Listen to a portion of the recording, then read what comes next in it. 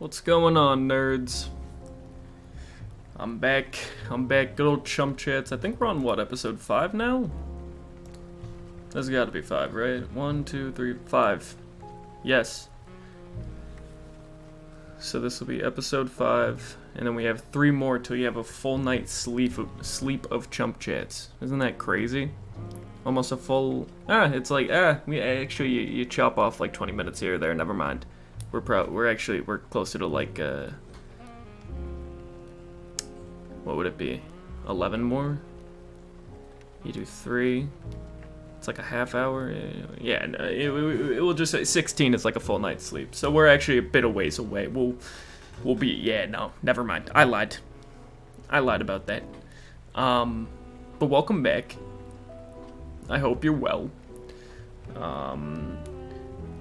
My week has been, not too crazy since we last spoke. This is going to be an early episode again for subs, so if you're subbed to the Twitch channel, you do get this episode early. Sorry about last week's subs, my bad.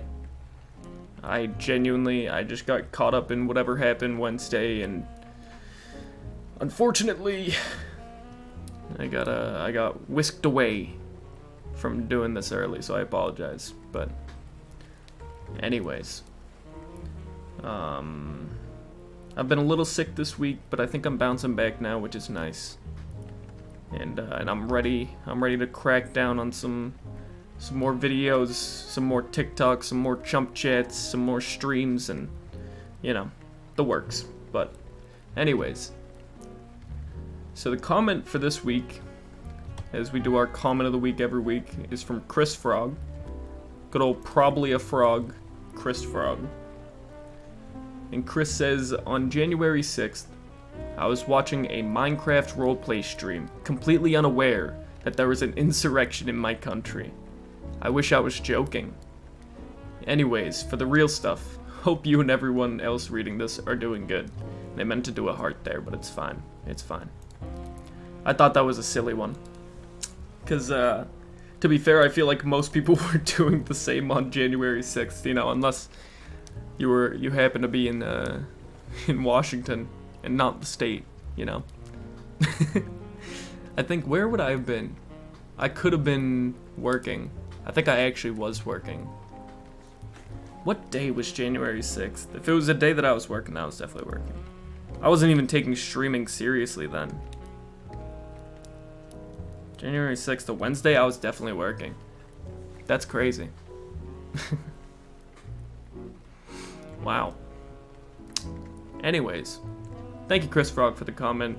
I'm glad you were doing something enjoyable on the day, and not battling to put in good old DT. But you know. So we have a couple questions lined up today. Like I said, as always, if you have any questions or topics you want me to cover in Chump Chats, you can always submit to the form. I'm going to be linking it in the about section or description, whatever the fuck they call it on YouTube. Dude, last week I called it I think I called it in the, I think I said in the about me. Or some shit. Something stupid. I'm sure you could find it if you really cared, but, it's probably likely I will get around to it, because not too many people submit to this. I delete the ones that I have already done just so I don't repeat them by accident, because knowing my fucking scatterbrain, I probably would. But there is only 8 in front of me, so there's 8 that I haven't done. So don't be afraid to submit. I mean, I get these refilled like every week, so it's not like I'm like, guys, please, I need content. I'm just saying, don't fret. Don't fret. I'll probably get to it. But anyways, so this week, starting off with a kind of serious one, not too serious, but you know, it's still somewhat, I guess more serious than Pokemon vs. Capitalism. This one's from David, or Do You Even Chicken? And David says, off the last cast, you explained that it's hard to take a break, and I took one for uni and stopped my own podcast, streams, future projects, and shows. So David didn't take a break for university. David didn't take a break from university. He took one for university so that, from doing his stream stuff so that he could focus on school. He says, I was wondering, sorry, just a couple mistakes, I'll clean it up. I was wondering, how do you get back, or how should one get back into something they enjoy? I really do enjoy it, and helping out people with making images or videos, but it's always harder to come back after stepping away. Also, just wanted to say, love the streams and cast. It helps inspire me and surely others. That is very sweet. Thank you, David. I do appreciate it. But as far as getting back into it, I think it's all about baby steps and kind of testing the water. I think throwing yourself into the mix and deciding, okay, well, I miss doing streams and my podcasts and my shows. I'm just gonna go back to doing it. Fuck it. I just feel like it. I think realistically, out of the three, streams would be easiest just to do. I think podcasts would probably come second, and then projects and shows coming in third, because those are things that you kind of really have to work on,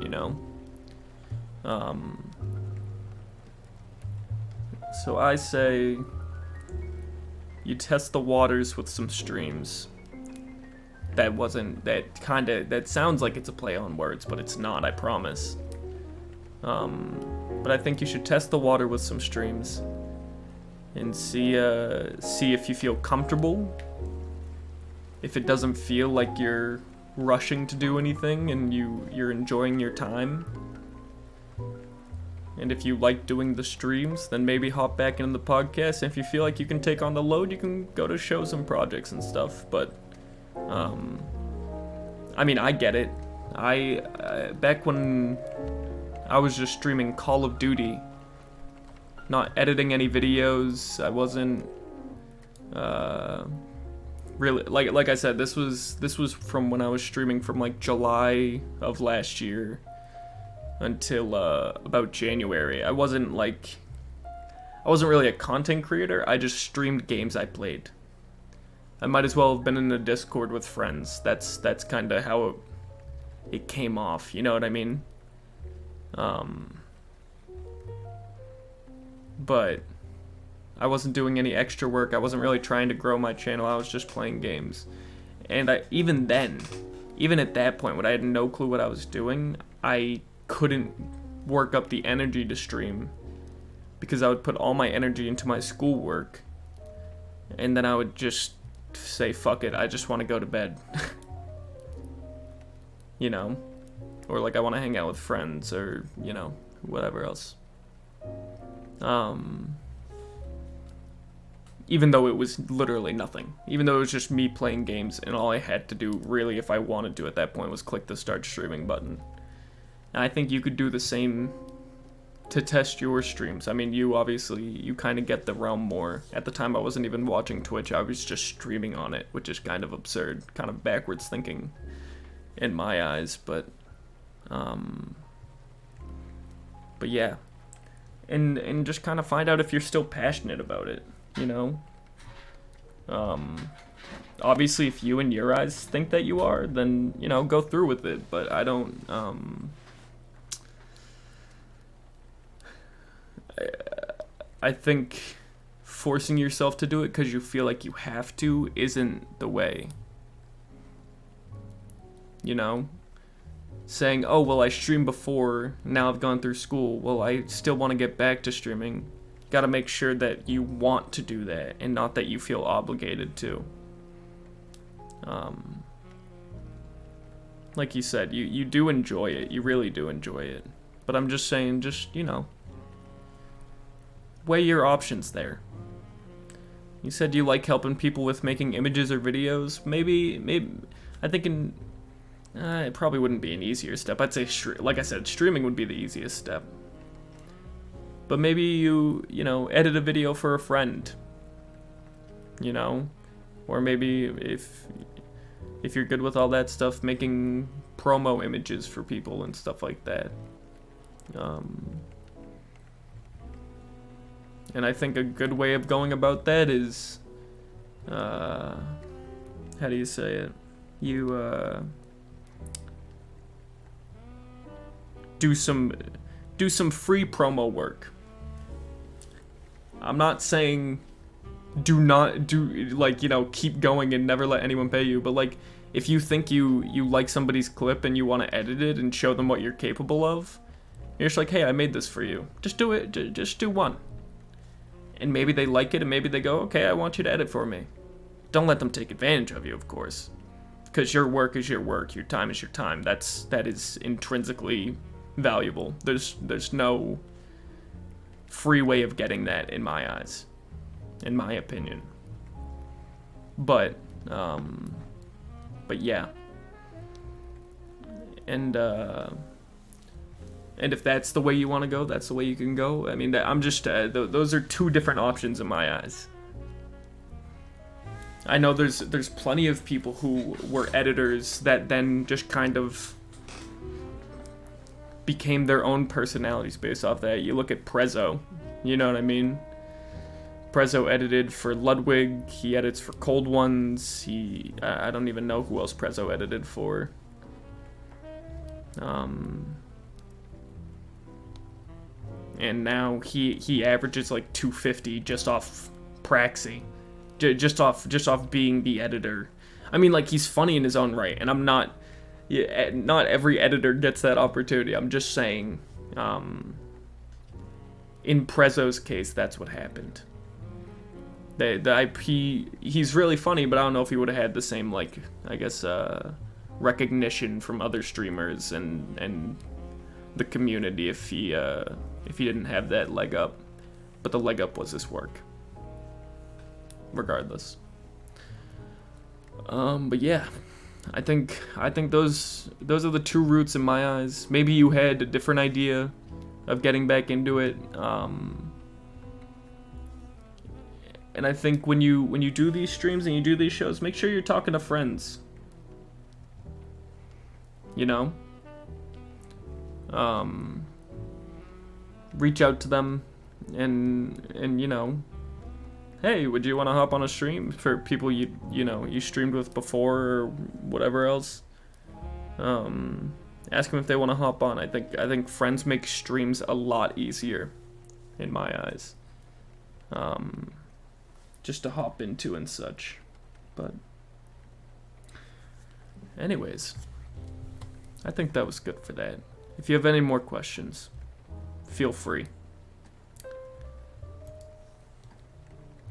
Boom, boom, boom, boom.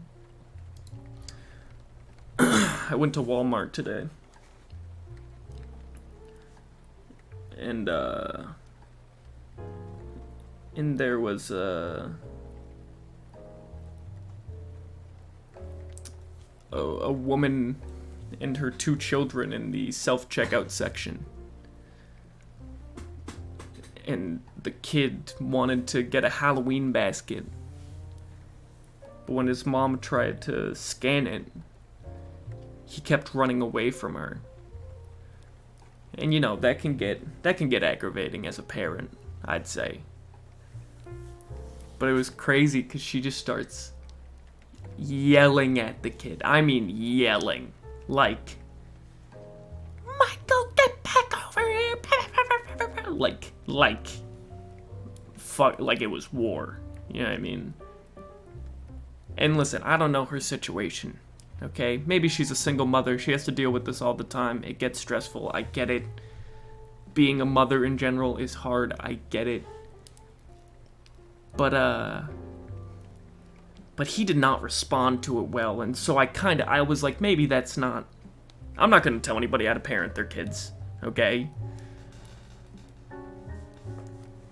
But from the role of Funkle, okay, from Funkle Chase, or Uncle Chumpkle, I don't know what they called me, you know what it is. I've had a much easier time dealing with kids when they were pains in the asses by just being cool. But of course I'm not the parent that has to put up with it every day, so I don't know.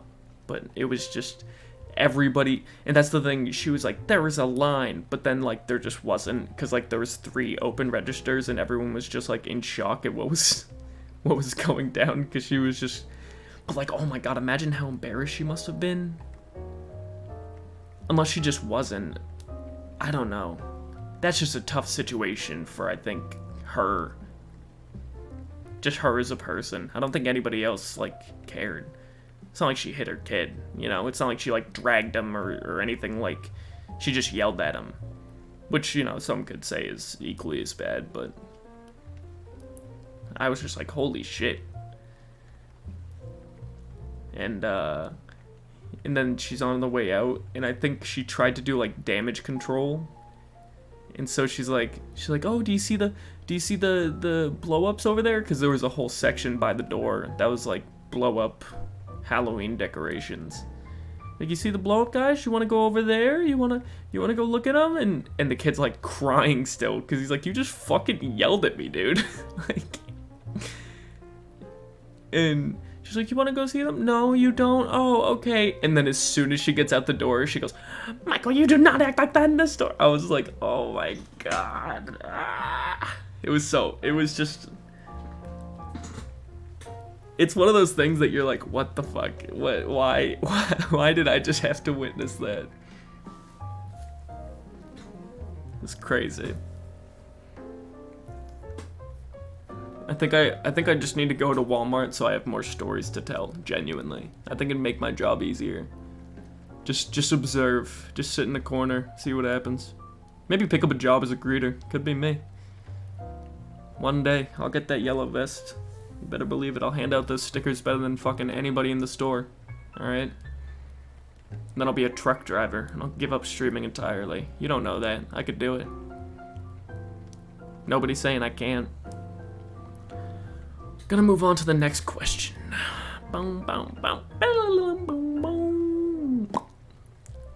Alright, this is from a funny chatter.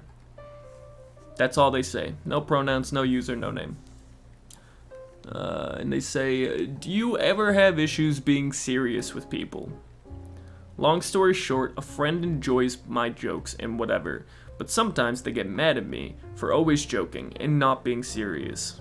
Do you get this? Ugh. Any tips? Just too goofy, I guess, lol, with the tongue out and the crazy eye emoji. It says additional information, they aren't talking about anything super serious when they get mad. I don't know if I need to space my jokes out better or just pay more attention to their demeanor.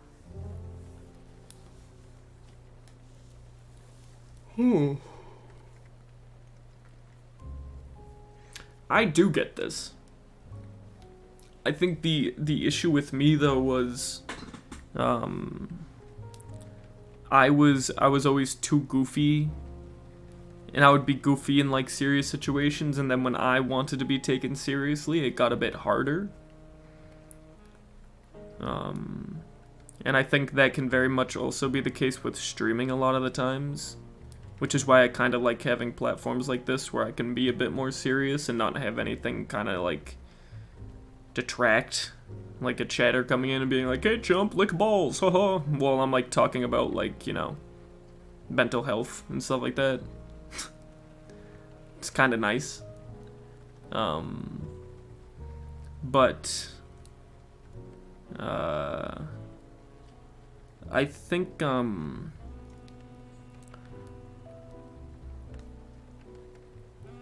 it's, I still am under the belief that you shouldn't take anything too seriously. At least I don't take too many things in my life that seriously. And I tend to joke about them a lot more than, you know, the average bear. And that's just because I think life's too short to be so serious. Why so serious? I'm the Joker, baby. But, like, I don't know. Because I think if you go through your life being so serious about every single thing, then you're just gonna be fucking bored. Yeah, I mean, I think my parents sometimes have this issue of being serious about things that are just silly. And I just laugh, and I'm just like, this is a silly conversation we're having, because it's just stupid. Or a dumb argument, you know? It's just silly. And we shouldn't take it that serious, because realistically, in 2 weeks, none of us are gonna care. That's kind of how I weigh a lot of the problems in my life. Will this matter in 3 weeks? Will this matter in 3 months? Will it matter in 3 years?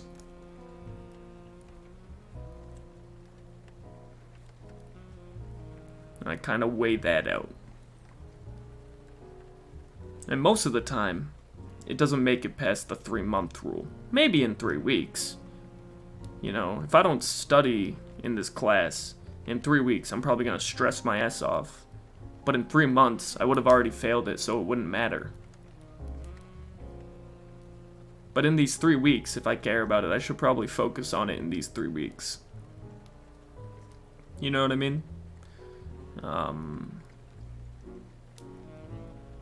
And there's a bunch of situations that could apply under that, but that's just one I thought of off the top of my head. And I think it's okay to be silly. It's okay to be too goofy. But I think when it comes to your friends, if they're finding an issue with it, you gotta weigh if those are the kind of people that you want to hang around. If they do genuinely get mad at you. Because if they get annoyed, they can get annoyed. But if they're mad at you and they're holding a grudge over it, that might be a different situation. A different conversation. You gotta choose if you want to still hang around them. If you have other friends that you like hanging out with instead. And if you like hanging around them, or they're the only people you like hanging around with, then you gotta have a conversation. You just gotta talk about it. You know, and just be like, hey, I am sorry. And I do like you guys. And I don't mean to be, you know, not so serious in situations that you guys would consider more serious, but I just have too much fun.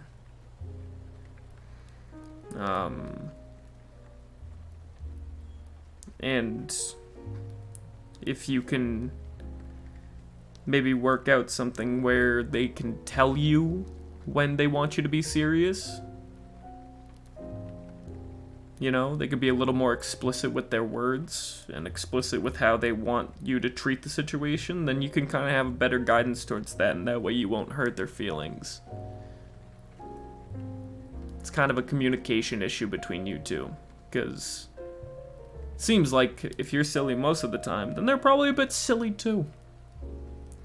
And if they decide to switch it up on you real quick and you don't get that, then that's just a miscommunication. It's neither of your guys' fault. It's not their fault that they're upset because they do want you to take it seriously. But it's not your fault for being too goofy because you don't know how they want, or how they want you to react to it. That is what I meant to say. How they want you to react to it. It's not your fault. You know? I think that's definitely a thing sometimes where friends will tell me serious things, and then I'm like, I wanna say something funny right now, and I'm like, I literally will ask friends for permission. I'm like, I was like, I'm sorry, can I make a joke? And I'll do that. And if they're like, no, I'm like, alright, my bad. And I just snap it away. And if they say, yeah, it's okay, then I know the situation isn't as serious as I think it is.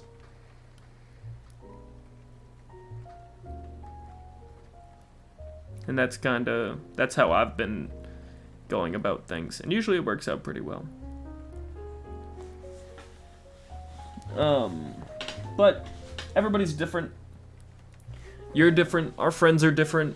Everybody's different, so just talk about it, dude. Ask them what's up. And just let them know that you don't mean to do this, and that you're not doing it out of disrespect towards them, because that's probably what they take it as, realistically. And that way you can kind of work on that. But that was that question. I hope I helped.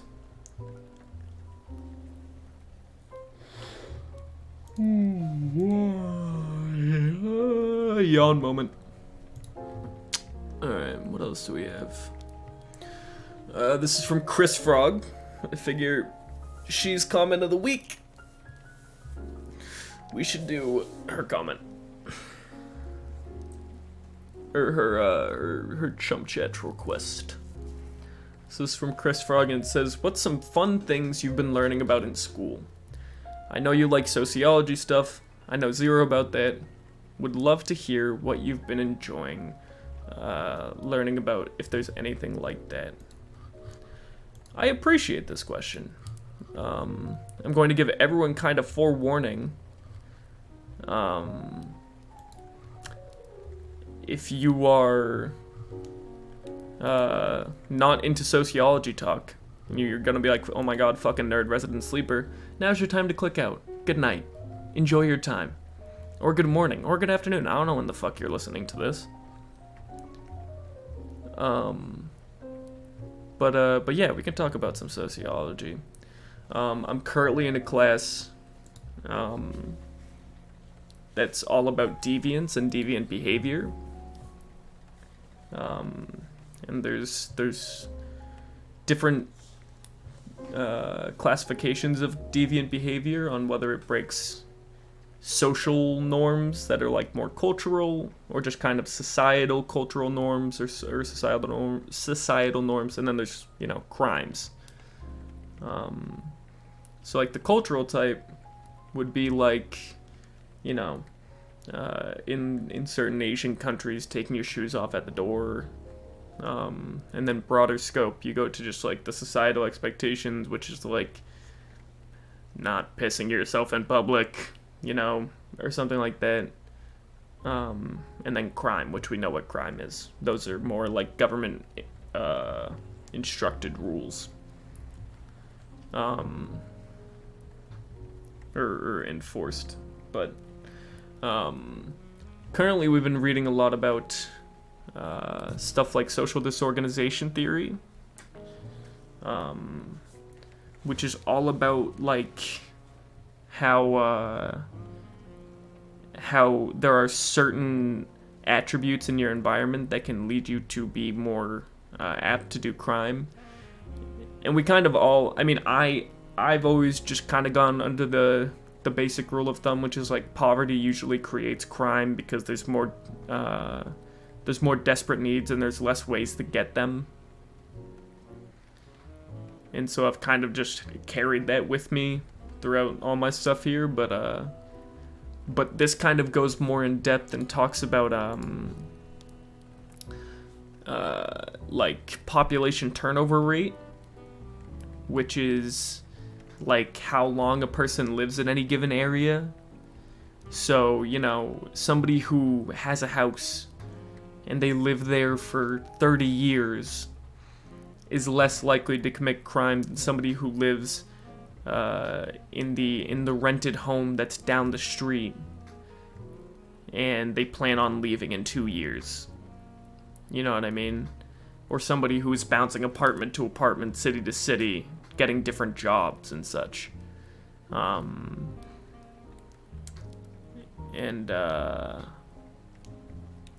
Obviously there's the general like build of the land, of the like, you know, how do you say, how it's structured and such. So more industrialized and more urbanized areas obviously are more likely to see crime take place or deviance take place, whereas more rural land, people are more spaced out, there's less population density, you're less likely to see these things.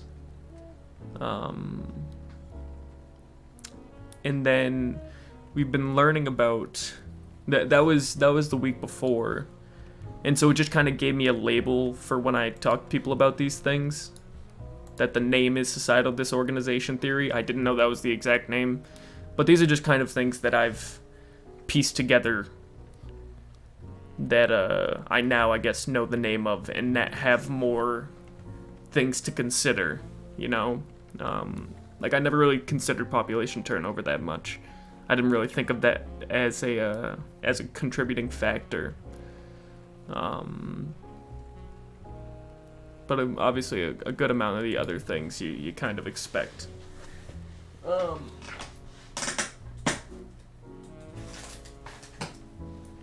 Sorry, my chair's creaking. I forgot to get my podcast chair. I didn't even think about it. And then this week, we are reading about societal, or what is it? It's social disorganization. That's what it is. Societal. Social learning theory. And differential association theory. As much as I may not know the exact names off dome. I've been learning about the differences between the two, and it's basically all about how deviance is taught and learned, and how it's people who take place in deviance, like deviating from the social norms. That's just what, if I didn't say it already, that is what deviance is. How they go about it or why they do it.